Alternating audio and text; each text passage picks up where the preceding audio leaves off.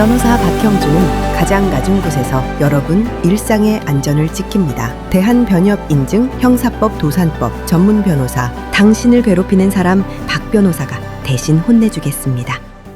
매매나 경매를 할 때 주택의 가장 임차인이라는 게 있다는데 그걸 어떻게 확인하나요? 실제로 경매 같은 데서 가장 임차인들이 많이 논의되는데, 저는 매매를 할 때 가장 임차인을 봤어요. A라는 분이, 제 의뢰인이 이제 B한테서 1억 5천짜리 좀 낡은 아파트를 샀어요. 근데 이 아파트에 사람이 살고 있어요. C라는 사람이. 이 C는 뭐냐, 빈집 아니었던가 하니까 중개사 D도 그러고 매도인 B도 그러고, 이 C는 그냥 우리 친척인데 좀 어려워서 무상으로 거주하고 있는 것이다. 봄 되면 나간다. 그동안은 월세 뭐 비슷하게 한 20만 원 주고 봄 되면 이분은 나갈 거다. 그 말을 믿었죠. 중개사님도 그렇게 말하고 매도인도 그렇게 말하고 실제로 사는 임차인조차도 그렇게 말을 하니까, 다 세 명이서 그렇게 말을 하니까 뭐 본인 혼자서 뭐 어떻게 하지 뭐 이러다가 결국에 1억 5천짜리 아파트를 1억 5천에 샀어요. 근데 이제 봄이 됐어요. 봄이 됐는데 이 B가 나갔을까요? 안 나가요. 뭐라고 하냐면, 내가 언제 그런 소리 했냐 말이지. 나는 여기 5천만 원에 새 들어 사는 주택임대차보호법상의 보호받는 임차인이다. 나한테 5천만 원을 내놓아라. 봐라, 4,800 송금된 내역도 있고 재입신고도 있고 확정일자도 받았고 임대차 계약서도 있다. 이렇게 말하는 거예요. 그래서 결국에 어떻게 된 거예요? 이 A라는 분은 1억 5천에서 임대차 보증금을 5천 뺀 1억에 샀어야 되는데 1억 5천에 산 게 되잖아요. 5천을 지금 날리게 된 상황인 거죠. 누구한테 따져야겠어요? 중개인 D한테 가서 이게 어떻게 된 일이냐, 당신 말만 믿고 중개를 했는데 어떻게 이런 일이 벌어지냐 하니까 중개사님이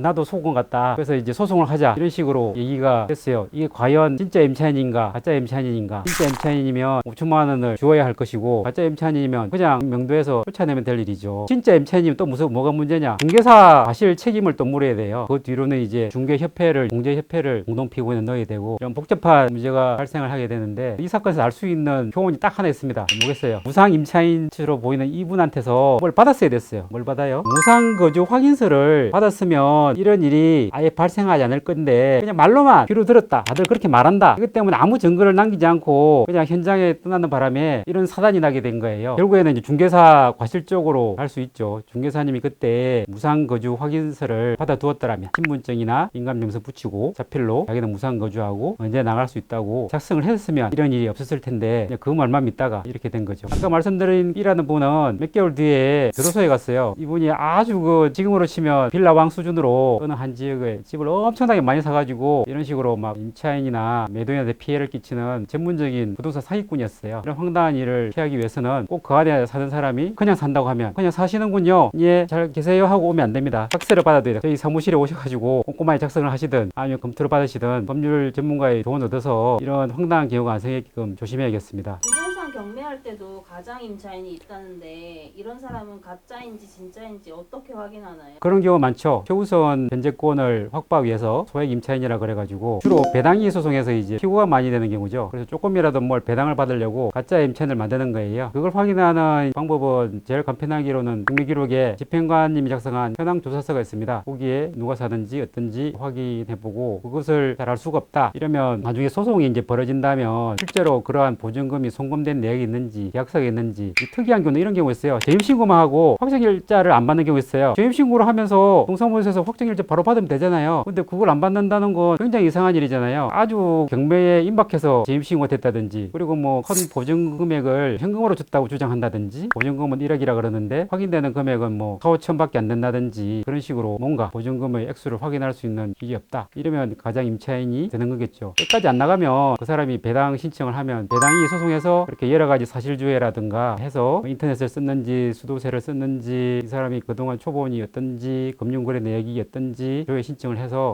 증거 자료를 모아서 이 사람은 가짜 같다, 원래 채무자랑 친인척 관계다, 그런 걸 확보해서 이제 허위 임차인임을 밝혀내는 것을 이제 소송을 통해서 밝혀지게 되겠지요.